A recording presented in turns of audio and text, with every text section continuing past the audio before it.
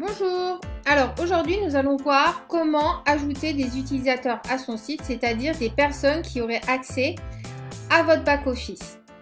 Pour cela, c'est très simple. Vous allez sur la barre latérale gauche et vous cliquez sur Compte. Là apparaissent les personnes qui ont déjà à l'heure actuelle accès à votre back-office. Alors, bien entendu, il y a vous, d'accord, qui a priori avait un rôle d'administrateur, c'est-à-dire que vous avez accès à toutes les fonctionnalités du site, vous avez les pleins pouvoirs, ok. Mais sachez que vous pouvez donc ajouter des personnes qui vous aideraient dans l'animation de votre site ou de votre blog, et pour cela vous pouvez leur donner plus ou moins de pouvoir pour ce site-là.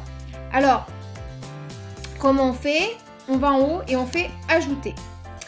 Et ajouter, c'est simple, on peut ajouter une personne, donc il suffit de mettre un identifiant, hop, là je vais l'adresse mail de la personne, ok, à qui vous allez envoyer les accès.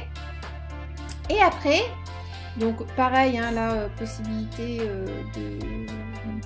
de créer un mot de passe.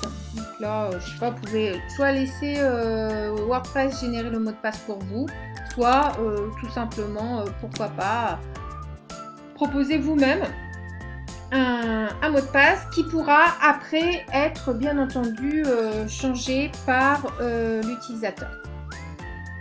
Donc là, l'objectif, c'est donner la possibilité à quelqu'un d'autre d'utiliser le back-office de votre site.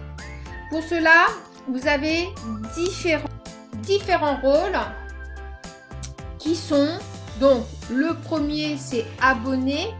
Donc là, c'est juste donner la possibilité à la personne de lire vos articles et commenter les articles, d'accord. Deuxième rôle, donc en partant du moins important, on va dire, au plus important, c'est le rôle de contributeur. Donc là, ça veut dire que la personne pourra écrire des articles, d'accord, supprimer des articles, mais ils resteront en mode brouillon. La personne ne pourra pas écrire un article et le publier directement. Il faudra que ça soit fait par un administrateur ou éventuellement un éditeur, mais quand on est juste contributeur, on ne peut pas prendre la décision de publier l'article. Troisième rôle possible, l'auteur. L'auteur, c'est une personne qui peut donc là écrire des articles, supprimer des articles, mais là en revanche, elle va pouvoir publier des articles, d'accord, insérer des médias.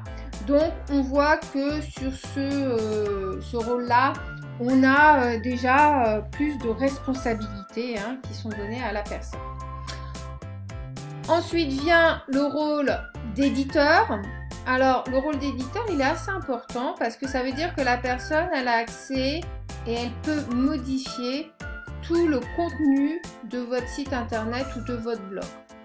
En revanche, elle n'aura pas la main sur la présentation du site, c'est-à-dire qu'elle ne pourra pas, par exemple, modifier le thème, modifier les mises en page, modifier les extensions, etc. ou créer par exemple des nouveaux utilisateurs. Ça, ce n'est pas possible, ok.